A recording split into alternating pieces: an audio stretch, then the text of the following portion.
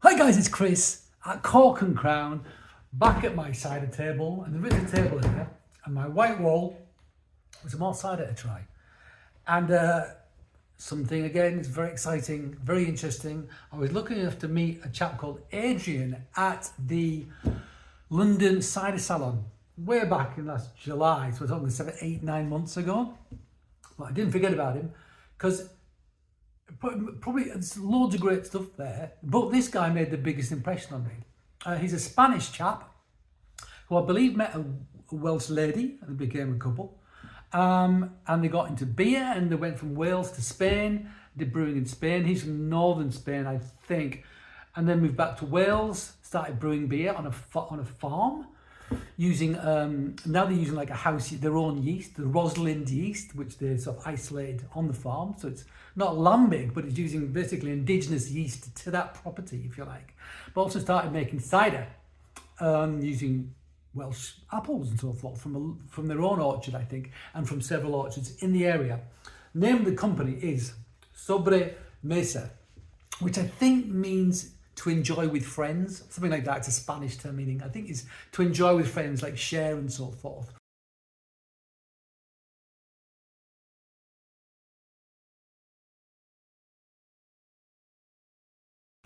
So this is the one they do, which is closest to a northern Spanish style, cider, if you like.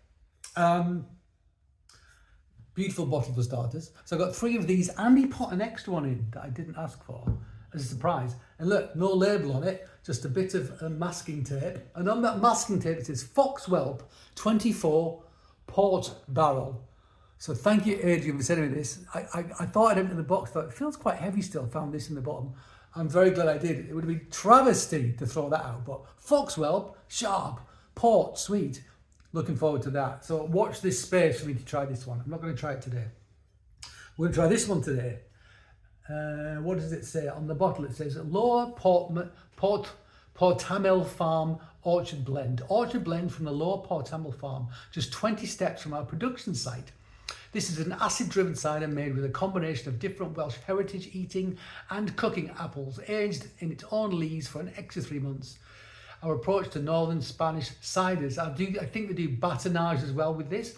So they stir it, so they get all the yeast and the lees mixed in with it again, to sort of like reinvigorate the fermentation and so forth, and gives you like a yeasty character and so forth. Bottle conditioned cider, yeast sediment present, store upright at cellar temperature and pour gently. While fermented, not added sulfites, 100% apple juice, unfiltered, unfined, vegan friendly. There you go. Cool. I've already emailed him back to say, do you do wholesale? And I've got 4 bottles in total. The one I just showed you and 2 others, all completely different. Completely different. One's been in a Welsh whiskey barrel. Can you call it whiskey if it's from Wales? I'm not sure. So there's a bit of faith. That is a smoking gun. So this will be closer, maybe to an Eastern County style, more acid driven. Eating apples, cooking apples. Smells, oh man, I think you smell the yeastiness from that batonnage. Right, let's pour it out. So lighter in colour, from eating apples. Although that doesn't necessarily follow that eating apples have to be darker in colour, they tend to be. Also, I think they macerate to get colour as well. So the apples go brown, so when you get more of an amber sort of colour to the cider itself with these. Maybe you don't do that. Maybe that's a traditional thing with cider apples in Spain, or in Wales indeed. Because if you did leave them, they'd go brown as well, but give colour. Not sure about that. Never really thought about that before. Anyway, there it is. So this is hazy, obviously, because it's unfiltered.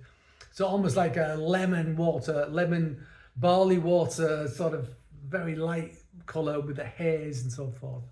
There, can you see that colour there? How can I do it so you can see it? How's that? There you go. So let's give it a sniff. Oh, fab nose, man. Fab nose. I remember trying them on the day and thinking, these are really interesting. I was with Jack Toy. Hello, Jack. Toy Cider in Norfolk. Based in Downham Market. Do you remember this, Jack? You must do.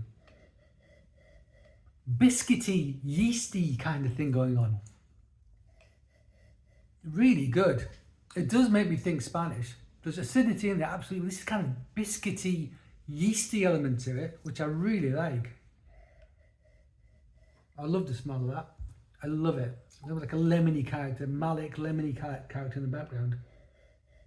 Yes, acidic driven thing in the background, but that yeasty, biscuity thing on top is wonderful. I really like the nose. I really like the nose.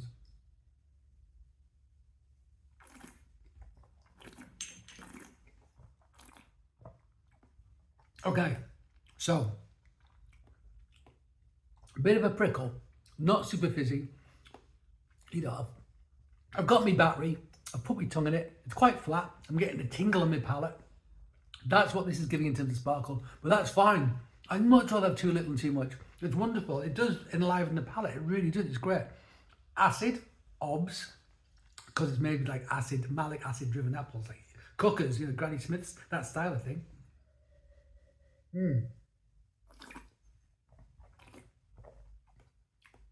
However, the kind of yeasty, biscuity richness comes from the palate as well. So it's not just mouth puckering acid. There's a softness to it as well. It's got both things going on. So in Spain, you would have this with kind of like local kind of like black pudding and things like that. Sausage, fatty things, kind of like charcuterie type stuff. Because the acidity with the fat is an amazing combination. This would do the same thing, it really would. If you like those Spanish style ciders, and not everyone does in this country. They're quite challenging to eat in this country. Very, very different in style. First time I had one, I don't know if I liked it. No, I absolutely loved them. The acid character, because it's not just acid. It's not just like something that's made with a cooking apple. There's layers to it, there's complexity to it. This has that as well. It's great. Oh, the nose.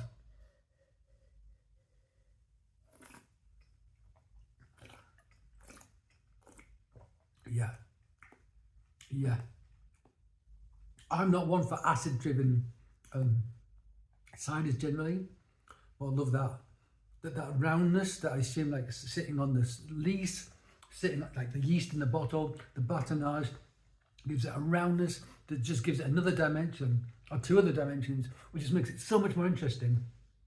That, I'm really going to enjoy this. 5.9%, it's not madly strong. I really like it. We really like it. We love what these guys are doing. I'm gonna have to screen grab some images from their website because I haven't been there. They've got a tap room there, but I've got to maybe I have to get a box of their beers as well and taste that because I'm well into beer. I used to sell beer, worked in beer for a long time, learned how to brew beer. So I'm a beer guy as well, as much as a cider guy, to be honest. So maybe I should get a case of their beer and try those as well. Does that work on a cider channel? Who cares? It's my channel. I can do what I like. So there you go. Sobremesa. First bottle of 4. We really like. And I suspect they're all going to be quite different just because visually on the eye, they look totally different. So yeah, we like it. We like it. So there you go, guys. Thank you for joining me at my cider table. I hope you join me again. But until that time, cheers.